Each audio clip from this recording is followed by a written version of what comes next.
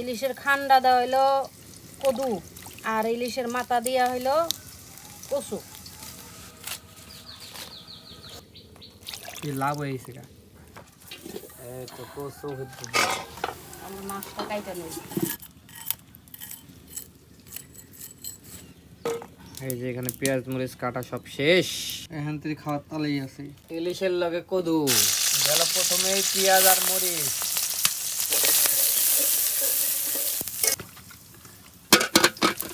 Brown colour হয়ে গেছে, পানি মরিচ দিয়ে দিল প্রথমে, তারপর হলো পেঁয়াজ, আদা রসুন বাটাও দিয়ে দিল। এটাকে ঢাকা নাকা দিয়ে দিল কদু। এই যে কদু কষানোর পর আর একটু পানি দিয়ে দিল, আর একটু কষাইব। মাছের ঠান্ডা দিয়ে দিল সব, তারপরে ইলিশ মাছের ঠান্ডা। ইলিশ মাছ দিয়ে লাউ রান্ধে। আর এই দুইটা দেওয়া হবে কচু। এই যে পানি দেয়া দিল। আপনারা লাউ দিয়ে কখনো ইলিশ খাইছেন নাকি এটাও জানাবেন কমেন্টে। সবাই খাইছে। ইলিশ মাছে ধইনা পাতাটা দিবা ঠিক না, কারণ ইলিশের গন্ধটা নষ্ট হয়। তারপরে দিলাম সৌন্দর্য দেখার জন্য, অল্প করে এই দিলাম, একটু জাল হইব তরকারি। ও মারাত্মক হয়েছে, মার হাতের জবাব নেই। এবার যাবে হলো কচুর লেগে পেঁয়াজ মরিচ। দিল পানি, সুন্দর করে পানি দিয়ে মাছটা দিয়ে দিল।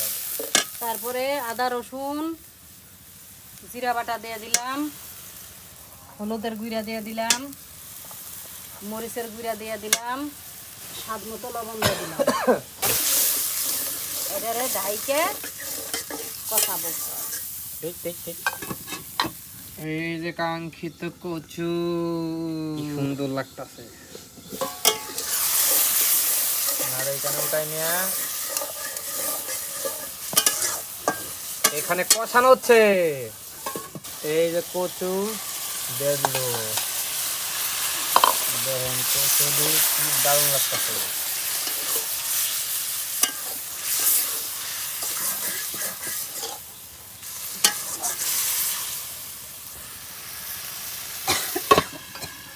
এখন এটা আগুনে জাল হোক।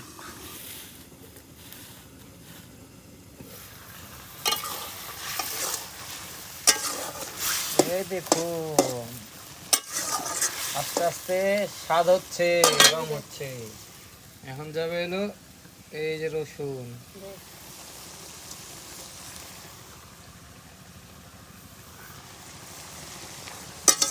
রসুন দিতে হবে, নাহলে নাহলে পাশের বাড়ির কাকিগুলো লগে ঝগড়া করে মন যাইব। মাই তো ঝগড়া করেই। আমি ঝগড়া করি না, তোর হাসুরের লগে ঝগড়া করুম, তোর ফুলাফানের লগেও ঝগড়া করুম আমি। কাবো না, হাসির লাগে পারবো না তুমি। না পারুম না। এই যে দেখো যতটি মাছ আসলে সব ভাঙ্গা দিছে। যতটি বলতে এই যে মাছ আর মাথা।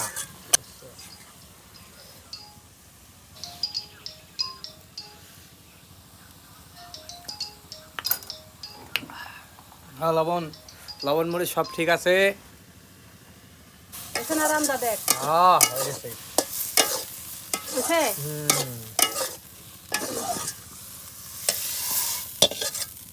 সুন্দর করে নামিয়ে নিল।